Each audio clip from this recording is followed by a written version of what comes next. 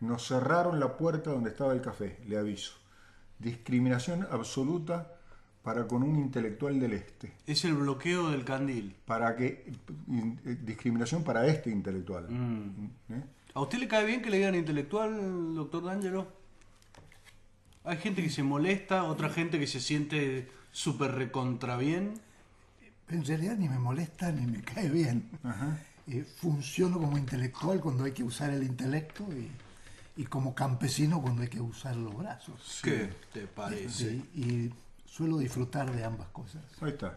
Muy bien. Me parece muy bien. ¿Y por qué la pregunta? No, como él No, dijo como intelectual. te traté de intelectual, yo, Ah, digamos, por eso. ¿sí? Sí, Bueno, sí, bueno, bien. para mí, bueno, aquí estás en faceta intelectual, no de campesino. Yo quiero a los dos. Gracias, Julio. Muchas gracias. Bueno, estamos con historia de Mendoza a través de su literatura, ¿sí? Así es. Tenés un libro en la mano que se me hace agüita la boca porque lo perdí. Bueno, tendremos que negociar, si te lo presto, Sí. a cambio de qué otros libros vos me tendrás que Ya prestar. está. Para. Ya está. Yo sabía que no era gratis. Nada es gratis, nada es gratis. Nada es gratis, dijo Piñera. Bueno, vamos a seguir un Dale. poco, pero quisiera que nos detuviéramos, Julio, Santiago, en tres personajes de la literatura del siglo XX. Y que nos detuviéramos un poco en estos tres personajes. Se trata de Alfredo Bufano, de Iberna Codina y de Abelardo Arias. ¿Y por qué? Decíamos anteriormente que la historia de la literatura es la historia de Mendoza y que dentro de la historia de Mendoza está los que la escribieron y los que la recrearon y los que crearon. Por lo tanto, está íntimamente unido una cosa con la otra. Pero en estos tres personajes quisiera remarcar fundamentalmente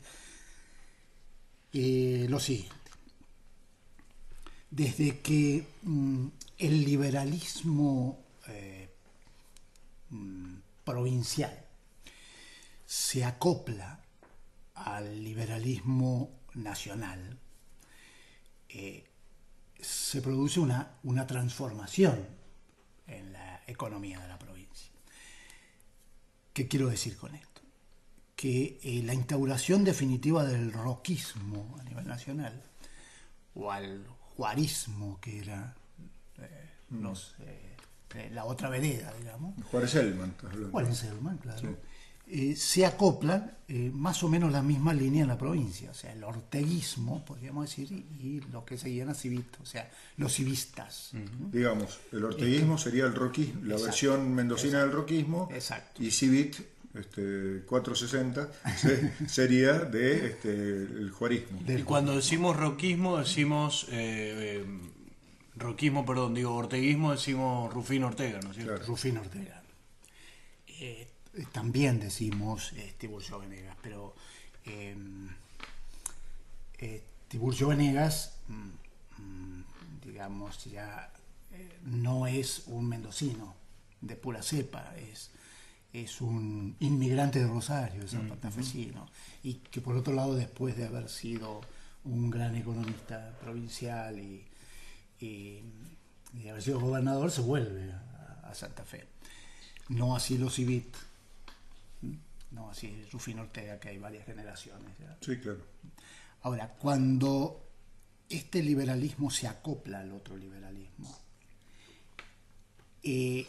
la transformación de la provincia, fundamentalmente la economía, la política y por supuesto la cultura, es profunda, a tal punto que podríamos decir que el siglo XX se inaugura con un nuevo sujeto de la cultura. Un nuevo sujeto de la cultura, ¿qué quiere decir? Quiere decir, intelectualmente hablando, que de acuerdo a las cosas que se escuchaba, que se leía, que se vivían, es el hombre que se iba formando. El artista creador, el escritor sensible, del cual he mencionado estos tres como personajes ultrasensibles en el campo de las letras, en el campo de la literatura, pero hay otros, y muchos otros más, y en el campo de la pintura también, empiezan a crear y a recrear a partir de esta realidad transformadora, junto con Bufano, junto con Bernacodina, junto con Abelardo Arias, está Reina Rutini, está Scorihuela, está Arisu, está Bombal, está Todas las bodegas. Sí, claro, sí. Toda la sociedad vitivinícola enquistada en el poder liberal. Uno siguiendo a Roca, otro siguiendo a Juárez Germán, pero instalado como gobernadores, pero también como dueños. Hoy le llamaríamos grupos hegemónicos, digamos. Exactamente. Sí. Pero dentro de esa dialéctica, llamémosle así, invasor, sí, explotado, explotador, o inmigrante criollo, dentro de esa dialéctica se fue formando el sujeto mendocino, que desde los primeros años de 1900 hasta el 2000 fue gobernado, representados entre comillas, y gobernado por más de 50 gobernadores. ¿Sí? O sea, desde Elías Villanueva hasta Iglesias, hay 50 gobernadores. O sea, un gobernador cada 2 años.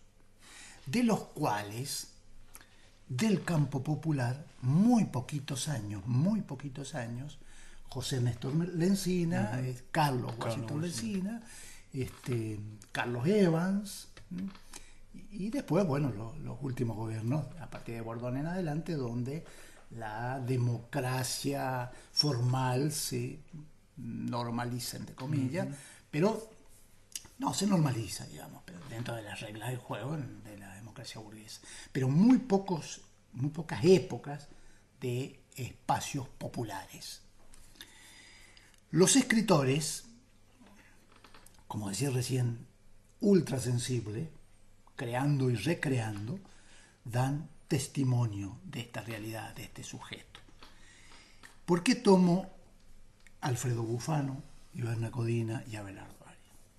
Porque encontré algunos puntos de coincidencia y de articulación.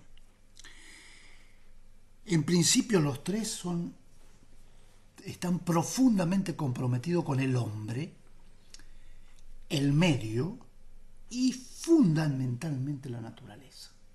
¿Sí? Pero comprometido hasta la médula, sumamente comprometido. Bufano es el decano, ¿no? Reconocido así por los historiadores de la literatura como el decano de la poesía mendocina. Bufano escribió 40 libros de poesía. Es de origen italiano. Su hijo en un reporte siempre fue medio desconocido el origen. Algunos decían que había nacido en Sicilia, otros que había nacido en Guaymallén. Él hace rimar algunos versos como que nació en Guaymallén de Mendoza. Algunos dicen que inclusive no se sabe qué quiere decir la R de Alfredo, R Bufano, ¿no es cierto? Es verdad, es verdad. Pero en una entrevista con su hijo allá por los años 70, su hijo Ariel contó que había nacido en Buenos Aires o en un barco italiano cuando sus abuelos venían de Italia. Pero en el medio de Guaymallén y Sicilia, Buenos Aires. Fue inscripto en Guaymallén. Iván Codina, chilena, pero también de origen italiano, nace en Quillota, en Chile, pero de padre anarquista italiano. Y también, cuando es muy pequeña, vive en Guaymallén, de Mendoza. Abelardo Arias nació en Córdoba, pero es de padres supuestamente criollos. Él decía criollos hasta la médula, pero en realidad él es sobrino del ingeniero Bayofet. Y Bayofet no es ni muy criollo, claro, ni muy mendocino, claro, y por otro lado marca un progreso impresionante en la construcción de la ciudad, de los diques, la ley de agua y todo ese tipo de cosas. Pero los tres son los escritores del siglo XX que más se conocieron fuera de los límites de la provincia. Ajá. Los tres. Los tres eligieron San Rafael para vivir gran parte de su vida. Los tres ambientaron sus obras en el sur mendocino, tanto sus creaciones como sus recreaciones. Los tres son hijos de este fenómeno, de este macro fenómeno social que es el fenómeno de la inmigración. Es incluido esta dialéctica, ¿no?, entre el inmigrante civilizado y el bárbaro nativo. Pertenecen a estas cosas que se repiten. Además, los tres fueron reconocidos primero por premios nacionales. ¿Sí? El primero, Premio Nacional de las Letras, Bufano. El segundo, Premio Losada, y Bernacodina. Y el tercero, el Premio de Argentores. A ver. Yo quisiera recordar algunas de sus obras, porque estas obras son extremadamente importantes y, como dije recién, muy conocidas. Apenas salieron, apenas nacieron, fuera de los límites de las provincias. De Alfredo Bufano. Quiero recordar que Alfredo Bufano fue un autodidacta, que Alfredo Bufano llegó hasta tercer grado, que Alfredo Bufano fue profesor de lengua y literatura y castellano en San Rafael hasta 1947. En 1947 es dejado cesante por falta de título, además se tiene que ir a Buenos Aires. Él escribe mucho sobre este fenómeno discriminatorio y en algún momento dice: fui muy herido, pero me fui a Buenos Aires y me la desquité. Cuando volví, al cabo de 2 años, escribí 5 libros de poemas y 2 de narrativa para la posteridad. Como indemnizatorio. Algunas de las obras, por favor, recordémoslas. De Alfredo Bufano. El viajero indeciso, es básicamente poeta, ¿no? Básicamente poesía. Poemas de Cuyo, Mendoza, la de mi canto, Charango, Infancia bajo la luna, Valle de la soledad, Tierra de huarpes, Poemas de la nieve. Él cuando vivía en Guaymallén, teniendo 3 años de vida, parece que era muy inquieto el Alfredito, cae sobre un balde y se produce una herida muy profunda en el cuello. Sangra muchísimo, se desmaya. Quiero recordar que Bufano nació en 1895, o sea, estamos hablando de 1898. Fin del siglo XIX. Exactamente. El médico lo da por muerto, lo llevan a un centro asistencial, en un determinado momento parece ser que da señales de vida. Entonces la madre hace una promesa frente al cuerpito de su hijo, diciendo que si se llega a salvar, vestirá durante 10 años seguidos el traje de los franciscanos. Y así, hasta los 13 años de edad, vestido de franciscano. De monje franciscano, con sus sandalias y todo. Eso, ¿no? Consultarle a los niños, ¿no? Esto lo marca mucho, y el catolicismo mendocino lo considera su poeta. Claro. Así todo, no es cualquier santo, es San Francisco de Asís, es el santo de la naturaleza, y por el otro lado esto es lo que hace con sus poemas durante toda su vida: cantarle a la naturaleza, cantarle a su San Rafael querido y demás, ¿no? ¿Él recuerda con beneplácito o con bronca esos Él recuerda esos años vestidos de... Sí, no reniega del catolicismo, bien, pero eso. Tampoco es un fanático. Sí. No es un fanático poeta católico. No es un como clerical, lo fue. un poeta clerical. Claro, a ver, tenemos algunos fanáticos. Sí, Estrada. Estrada, claro. Claro, por ejemplo, sí. Urbano Sosa. Claro. Muy, pero muy, muy católico. Sí. ¿No? Él hace referencia a algunas cuestiones religiosas, pero no desde el fundamentalismo. Cuando llegues a Iberna Codina te voy a contar de un llamado telefónico. Sí, ahora a ver, ¿qué dice ella? Ángela, nuestra oyente, dice que Iberna, yo te lo cuento porque vos fuiste amigo de Iberna, se casó con Eloy Kosarinski. No, se casó con Yainoni. Claro. Eso es lo que yo sabía, por eso que tuvieron un hijo que le decían el chino. Jorge Yainoni, claro. Claro, Jorge Yainoni, sí. Sí. Y es que, bueno, dice una cosa que evidentemente Eloy Kosarinski, también de familia de San Rafaelina, tiene un hermano desaparecido, ¿no? Familia... Si desconocí ese dato. Sí, bueno, evidentemente hay algún tipo de confusión y Iberna Codina se casó con Jorge Giannoni. Giannoni. Giannoni, sí. Y es un abogado que después fue juez. Sí. Y el hijo es el hijo de ambos. Es el hijo de Giannoni, sí. Codina sería. ¿Sí? Exactamente. Sí. Bueno, gracias Ángela por el aporte. Bueno, los libros de... Edgardo Kosarinski es pariente de Eloy Kosarinski, ¿no? El gran escritor y dramaturgo argentino. Las primeras obras de Iberna fueron de poesía como lo dije en las columnas anteriores, bufaneanas, muy relacionados con la naturaleza, como Canciones de lluvia y cielo, Más allá de las horas. Después viene la narrativa, y esta narrativa, la de Detrás del grito, la de la luna muerto, la de la enlutada, la de los guerrilleros, la de los días y la sangre, es una narrativa muy compenetrada con lo social, estaría ubicada dentro del realismo no mágico y estaría identificada en este sector de la literatura que es la literatura de protesta, ¿no? Sí. No me gusta ubicarlo con estos Literatura nombres. social me parece que queda mejor. Sí, de compromiso social. Eso, Crítica. Sí, de compromiso social está. A mí me parece que eso abarca bien lo que ha escrito Iberna.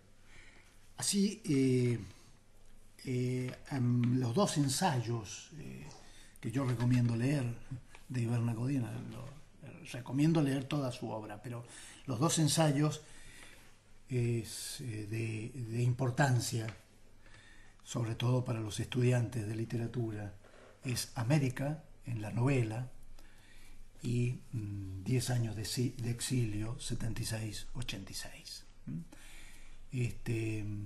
Iberna Codina murió en el 2010. Sí, hace muy poco. Había nacido en 1912, o sea, de 98 años de edad. Sí.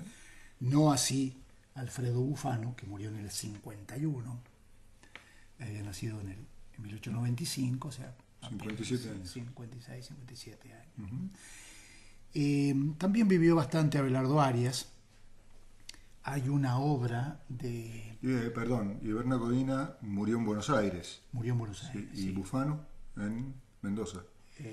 Murió en Mendoza, fue llevado a Buenos Aires, se hizo su velatorio en la SADE, porque él era presidente de la SADE Nacional, se lo dejó en Buenos Aires un tiempo y su familia lo trasladó definitivamente al cementerio de la Villa 25 de Mayo, de San Rafael. Está reposan definitivamente ahí sus restos. Antes que nos vayamos, danos semblanza de Abelardo Arias. ¿Sí? Abelardo Arias, un gigante de la literatura universal. Álamos Talado, Viña Estéril, Polvo y Espanto. Y quiero recordar que Polvo y Espanto fue la primer novela latinoamericana traducida al griego. Esta es su importancia. Y vuelvo a recalcar, no es una literatura de protesta como la de la Iberna o como la que pudiera ser de Armando Tejada Gómez, de Compromiso Social, sino más bien una literatura donde aparece lo social, pero desde la nostalgia de su San Rafael querido, desde la nostalgia de su niñez, pero hace una un realismo interesante. Una de sus obras, Álamos Talado, fue llevado al cine y fue premiado ahí nomás, como literatura y como cine. Sí. Sus cenizas también están en el sur, pero en las aguas o en el lecho de su Atuel. El río Atuel, claro. Sus cenizas fueron arrojadas allí en 1990. Hay un libro poco leído que es la historia de Facundo Quiroga, que se llama él, sí. Juan Facundo. Mira. Es una joyita de la literatura de la histórica. A modo de despedida de los tres, hay en Guaymallén, de los dos en realidad, de Bufano y de vestigios de donde vivieron, se sabe, no hay ninguna marca, nada, ¿no? Desconozco, pero es muy posible que sí, si se investiga se encuentra, ¿no? Pero no hay una placa recordatoria, digamos. No hay placa recordatoria. Muy bien, podemos seguir el próximo jueves. El próximo jueves, sí señor. Con Draghi Lucero y Tejada Gómez. Wow, peso pesado, digamos. Sí señor.